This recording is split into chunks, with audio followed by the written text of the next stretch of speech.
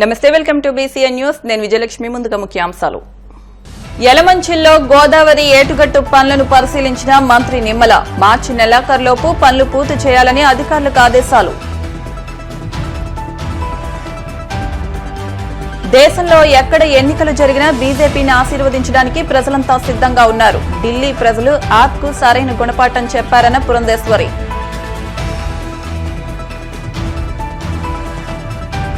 YCP అధికారంలోకి వచ్చాక ప్రత్తిపాటి పుల్లారావు ఎక్కడ దాక్కున్నా ఖచ్చితంగా లాక్కు రావడం ఖాయం. మాజీ మంత్రి విడుదల రజని ఘాటు వ్యాఖ్యలు. దమ్ముంటే ఈ 5 ఏళ్లు పురుషోత్తమపట్నంలోనే ఉండాలి. మాజీ మంత్రి విడుదల రజనీకి ఎమ్మెల్యే ప్రత్తిపాటి పుల్లారావు సవాల్. పశ్చిమ గోదావరి జిల్లా పాలకొల్లు నియోజకవర్గం యలమంచిల్లో గోదావరి ఏటిగట్టు పనులను మంత్రి నిమ్మల రామానాయుడు పరిశీలించారు. ఈ సందర్భంగా ఆయన మాట్లాడుతూ జగన్ 5 ఏళ్ల పాలనలో ఇరిగేషన్ శాఖను విధ్వంసం చేసి కనీస మెయింటెనెన్స్ పనులు కూడా పట్టించుకోకపోవడంతో ఏటిగట్లు బలహీనపడి ప్రమాదంగా మారాయన్నారు. కూటమి ప్రభుత్వం అధికారంలోకి వచ్చాక గోదావరి ఏటిగట్టు పటిష్టతకు కృషి చేస్తున్నామన్నారు.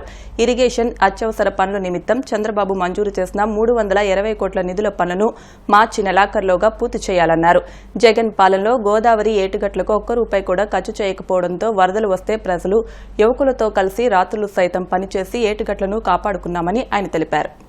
చిన్నపాటి వరదలు వచ్చినా కూడా పర్టికులర్గా ఈ గోదావరి గట్టు అసంపూర్తిగా ఏవైతే పనులు మిగిలిపోయాయో ఆ ప్రాంతం అంతా కూడా ప్రజలు రాత్రులు సైతం నిద్రాహారాలు లేకుండా ఆ ఏటుగట్టుని కాపలా కాసుకుంటున్నటువంటి పరిస్థితి గతం నుంచి కూడా మనం చూస్తూ ఉన్నాం.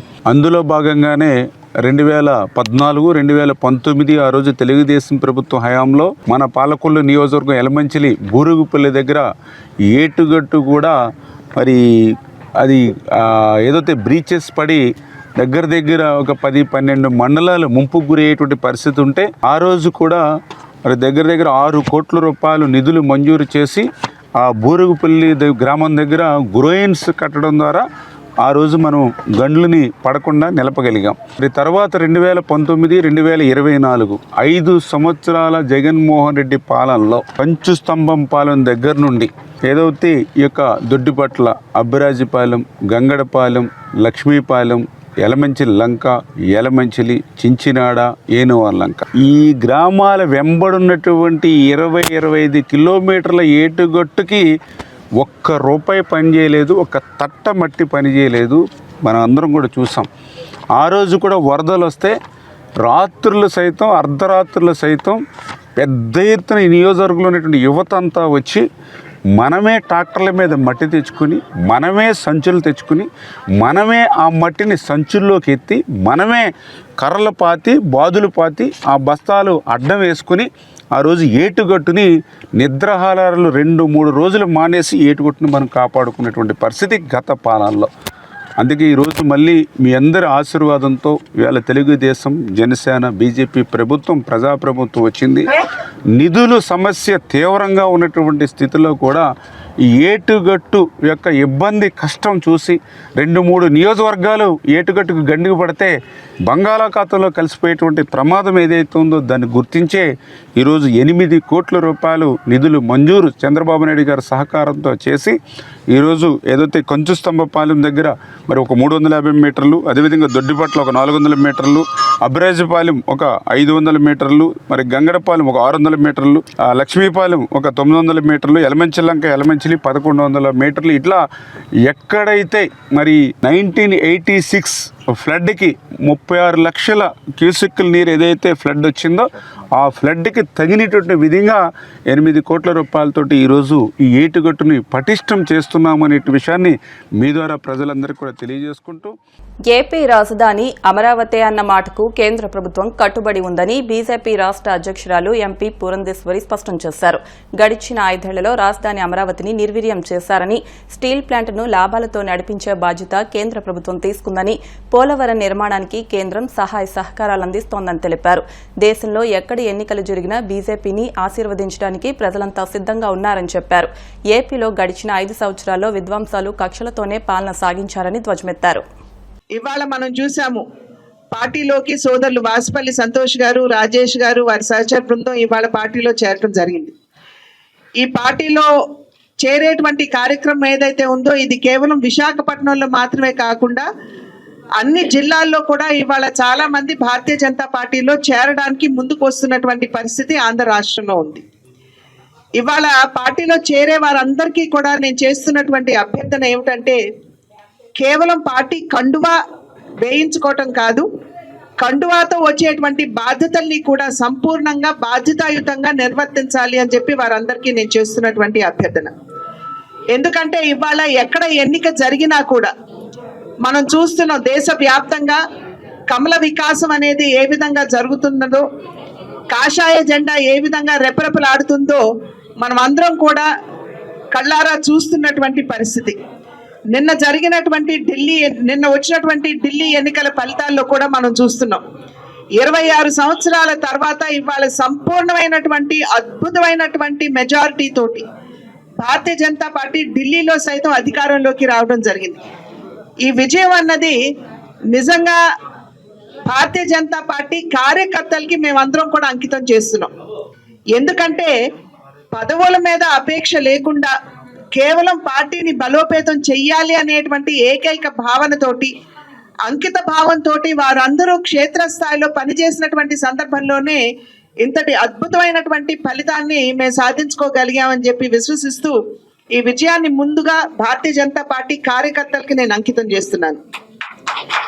అదేవిధంగా ఢిల్లీ వాసులు ఏదైతే 10 సంవత్సరాల కాలంలో వారు అభివృద్ధిని వంచి వారికి ఏమాత్రం కూడా సరి అయినటువంటి సంక్షేమాన్ని అందించకుండా మభ్య పెడుతూ, అదేమిటంటే కోవిడ్ వచ్చిందని లేదా నన్ను జైల్లో పెట్టారని అనేటువంటి నెపంతో వారిని వంచినటువంటి సందర్భంలో ఇవాళ అక్కడ ఢిల్లీ వాసులు కూడా గుర్తించి ఖచ్చితంగా సుపరిపాలన ఏదైతే దేశానికి భారతీయ జనతా పార్టీ నాయకత్వంలో, నరేంద్ర మోడీ గారి నాయకత్వంలో దేశానికి భారతీయ జనతా పార్టీ అందిస్తుందో అటువంటి సుపరిపాలన ఖచ్చితంగా ఢిల్లీలో కూడా మనం చవిచూసేటువంటి అవకాశం ఉంటుంది అనేటువంటి భావనతోటి డబుల్ ఇంజిన్ సర్కార్, కేంద్రంలో ఎన్డీఏ కూటమి, అదేవిధంగా ఢిల్లీలో కూడా భారతీయ జనతా పార్టీ అధికారంలో ఉన్నట్లయితే అభివృద్ధిని పరిగెత్తించవచ్చు అనేటువంటి భావనతోటి ఏదైతే వారు వంచబడ్డారో అభివృద్ధిని ఆకాంక్షిస్తూ ఇవాళ ఢిల్లీ ప్రజలందరూ కూడా భారతీయ జనతా పార్టీని ఆశీర్వదించి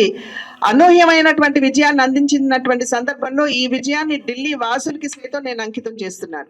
ఎమ్మెల్యే ప్రత్తిపాటి పుల్లారావు కట్టుకదాల్లి మళ్లీ తనపై ఎస్సీ ఎస్టీ అట్రాసిటీ కేసు నమోదు చేయించాడంటూ మాజీ మంత్రి విడుదల రజనీ మండిపడ్డారు. తనది పురుషోత్తపట్నమని, తనపై అక్రమ కేసులు పెడితే ఏం జరుగుతుందో చూస్తారంటూ హెచ్చరించారు. తాను మరో 30 ఏళ్లు చిలకలూరుపేట రాజకీయాల్లోనే ఉంటానని, తాను అధికారంలోకి వస్తే రాజకీయాల నుండి రిటైర్డ్ అయినా సరే పుల్లారావు సంగతి చూస్తానని ఘాటు వ్యాఖ్యలు చేశారు. ఇదంతా కూడా ఒక రెడ్ బుక్ రాజ్యాంగం రాష్ట్రంలో నడుస్తుంది. మరి ఈ రోజున ఇది ఎలా అయిపోయిందంటే మన రాష్ట్రంలో ఇదొక పాలసీ మాదిరిగా, ఇదొక గవర్నమెంట్ పాలసీ. ఈ గవర్నమెంట్ పాలసీ రాష్ట్రం మొత్తం ఇంప్లిమెంట్ చేయాలి కావచ్చేమోనని ఇక ఇది ముందుకు కొనసాగుతూ ఉంది. ఇదిట్లా ఉంటే మన చిలకలూరుపేట నియోజకవర్గంలో ఈరోజు నియోజకవర్గ పరిస్థితి ఏంటంటే ఒక ఆటవిక అరాచక పాలన చిలకలూరుపేట నియోజకవర్గంలో కొనసాగుతుంది.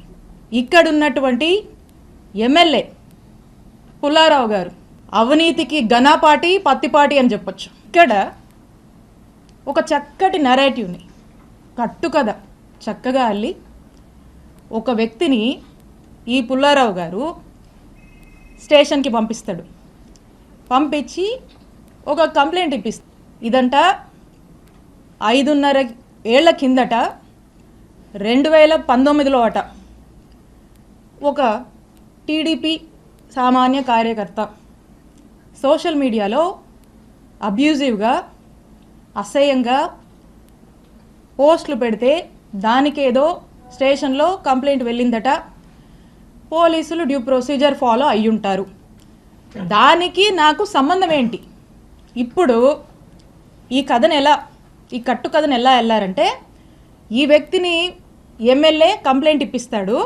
ఇక్కడ పోలీసులు కంప్లైంట్ నమోదు చేస్తే అది ఎమ్మెల్యేనే చేపించాడు, ఈ పుల్లారావు గారేనని అనుకుంటారు జనం అని చెప్పి ఇక్కడ ఇప్పించి ఇక్కడ ఏమీ చేయకుండా మళ్ళా ఇదే కంప్లైంట్ని హైకోర్టులో ఇప్పిస్తుంది. హైకోర్టులో ఇప్పించిన తర్వాత హైకోర్టు ఏమన్నదంటే దీని అర్థం ఏంటంటే, దీని రెస్పాండెంట్స్ ఎవరైతే ఉంటారో అంటే పోలీసులు, హానరబుల్ హైకోర్టు పోలీసులని రిమార్క్స్ అడుగుద్ది ఈ కంప్లైంట్ సంబంధించి.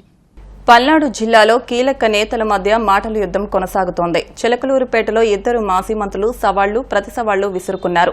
తనది పురుషోత్తమపట్నమని, తనపై అక్రమ కేసులు పెడితే ఏం జరుగుతుందో చూస్తారు అంటూ మాజీ మంత్రి విడుదల రజనీ హెచ్చరించిన నేపథ్యంలో ఎమ్మెల్యే ప్రత్తిపాటి పుల్లారావు కూడా అదే స్థాయిలో ఘాటుగా సమాధానమిచ్చారు. బీసీ మహిళ అని చెప్పుకునే అర్హత కూడా విడుదల రజనీకి లేదన్నారు. ఎక్కడో దాక్కుని రాజకీయాలు చేయడం కాదని, రజనీకి చేతనైతే పురుషోత్తమపట్నం కేంద్రంగా రాజకీయాలు చేయాలని సవాల్ విసిరారు. జగన్మోహన్ రెడ్డి అండతో అధికారంలో ఉన్నప్పుడు రజనీ చేసిన దుర్మార్గాలు, అరాచకాలను బయటపెడతానని స్ట్రాంగ్ వార్నింగ్ ఇచ్చారు. 5 ఏళ్లకు దిక్కులేనా 30 ఏళ్ళు ఉండదా? జగన్మోహన్ రెడ్డి పగటికెళ్ళగంటా ఉన్నాడు. జగన్మోహన్ రెడ్డి పైన చూసుకుంటాడు, కింద చూడలా. జగన్మోహన్ రెడ్డి భాష మాట్లాడుతూ ఉన్నారు వీళ్ళంతా. అందుకనే 151 11కు పోయింది. రేపు పులివెందులు కూడా రాదు. రేపు 2029లో కూటమి ప్రభుత్వం 175కి వెళ్ళబోతున్నాం. 30 ఏళ్ళు ఉండేది. 3 రోజులు పురుషోత్తపట్నంలో ఉండమను. 3 రోజులు పురుషోత్తపట్నంలో ఉండమంటున్నాను నేను. పురుషోత్తపట్నంలో ఉండు నువ్వు 5 ఏళ్ళు, ప్రజలకు ఒక నమ్మకం కలుగుద్ది. పురుషోత్తపట్నంలోనే ఉండమంటున్నాను నేను. పురుషోత్తపట్నం పేరెత్తావు కాబట్టి నేను మాట్లాడుతున్నాను. పురుషోత్తపట్నంలో నువ్వు ఉండి రాజకీయాలు చేయి. సమస్యలను ఎదుర్కొనే సత్తా లేదు. ఓటేసిన ప్రజలను మోసం చేయటం, ఓటేసిన వారితో ఉన్న నాయకులను మోసం చేయటం, నానా బాబాయ్ అని చెప్పి చేపించుకొని పనులు. నానేమయ్యాడు, బాబాయ్ ఏమయ్యాడు నాన్న. ఈ విధంగా మాటలు చెప్పి నమ్మించి కదిలితే బీసీనే మహిళ అంటది. ఒక బీసీ చేసే పనులు, ఒక మహిళ చేసే పనులు నువ్వు చేసావు 5 ఏళ్ళు. ఒక బీసీలు చేసే పని, ఒక బీసీలు అంటే గౌరవం సమాజంలో ఎవరికైనా. బీసీలను అందరూ ప్రేమిస్తారు, మహిళలను అందరూ ప్రేమిస్తారు. నీకు అర్హత లేదని నేను మాట్లాడుతూ ఉన్నాను. బీసీ అనే అర్హత లేదు, మహిళ అనే అర్హత లేదు. బీసీలు మహిళలు చేసే పనులు నువ్వు చేయలేదు. దుర్మార్గాలు చేసావు. జగన్మోహన్ రెడ్డిని చూసుకొని, సజ్జలను చూసుకొని నీ అరాచకాలు మొత్తం బయట పెడతాం, వదిలిపెట్టమని కూడా హెచ్చరిస్తా ఉన్నాను. ఢిల్లీలో బీజేపీ అధికారం చేపట్టడంతో పశ్చిమ గోదావరి జిల్లా భీమవరంలోని బీజేపీ జిల్లా కార్యాలయంలో పార్టీ నాయకులు, కార్యకర్తలు సంబరాలు జరుపుకున్నారు. ప్రధాని మోదీ, అమిత్ షా, నడ్డా, శ్రీనివాస్ వర్మ చిత్రపటాలకు పాలాభిషేకం చేశారు. ఈ సందర్భంగా పార్టీ జిల్లా అధ్యక్షురాలు అయినంపూడి శ్రీదేవి మాట్లాడుతూ 27 ఏళ్ల తర్వాత ఢిల్లీలో బీజేపీ అధికారంలోకి వచ్చిందని, బీజేపీకి ఓటేసిన ప్రతి ఒక్కరికి పార్టీ తరపున కృతజ్ఞతలు తెలుపుతున్నామన్నారు. బీజేపీ యువమోర్చా జిల్లా అధ్యక్షులు కలిదిండి వినోద్ వర్మ మాట్లాడుతూ ఢిల్లీలో బీజేపీని అధికారంలోకి తీసుకురావడానికి ముఖ్యమంత్రి చంద్రబాబు ఎన్నికల ప్రచారం కూడా చేశారని, ఉప ముఖ్యమంత్రి పవన్ మద్దతు ఇచ్చారని, వారందరికీ పార్టీ తరపున కృతజ్ఞతలు తెలుపుతున్నామని ఆయన పేర్కొన్నారు.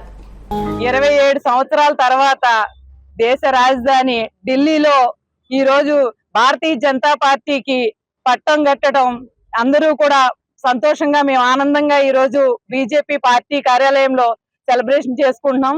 అందరికీ తెలుసు, మంచి పరిపాలన ఇస్తాను, సాధారణ వ్యక్తిగా నేను ఉంటాను అని ఎన్నో కబుర్లు చెప్పి కేజ్రీవాల్ గారు ఈవేళ అవినీతి కుంభకోణం అంతా స్కాముల మయంగా ఢిల్లీని తయారు చేసి, స్కామ్ అయితేనేమి, అలాగే రైతులకి చట్టాల గురించి ఏదైతే అక్కడ మనకు ఉద్యమం చేసినప్పుడు ఆ విషయంలో కూడా ఆయన నకిలీ రైతుల్ని ప్రవేశపెట్టడం విషయంలో కానీ, అలాగే ఏదైతే భారతదేశంలోనే ఢిల్లీలో ఈవేళ డబుల్ ఇంజిన్ సర్కార్ కావాలి అని ప్రజలందరూ నమ్మి ఈవేళ అత్యధిక మెజార్టీతో భారతీయ జనతా పార్టీకి 27 సంవత్సరాల తర్వాత అధికారం ఇవ్వటం మేమందరం కూడా చాలా సంతోషిస్తున్నాం. ఇది నరేంద్ర మోడీ గారు ఘన విజయం. నరేంద్ర మోడీ గారు రావాలని ప్రజలందరూ ఏకగ్రీవంగా కోరుకుని భారీ మెజార్టీని ఇవ్వటం భారతీయ జనతా పార్టీ తరఫున కార్యకర్తలు, నాయకులు అందరూ కూడా మేము సంతోషాన్ని వ్యక్తం చేస్తున్నాం. దశాబ్దాల తర్వాత భారతీయ జనతా పార్టీకి భారీ విజయం చేపట్టిన ఢిల్లీ ప్రజానికానికి ధన్యవాదాలు తెలియజేస్తున్నాం. భారతీయ జనతా పార్టీ నాయకులే కాకుండా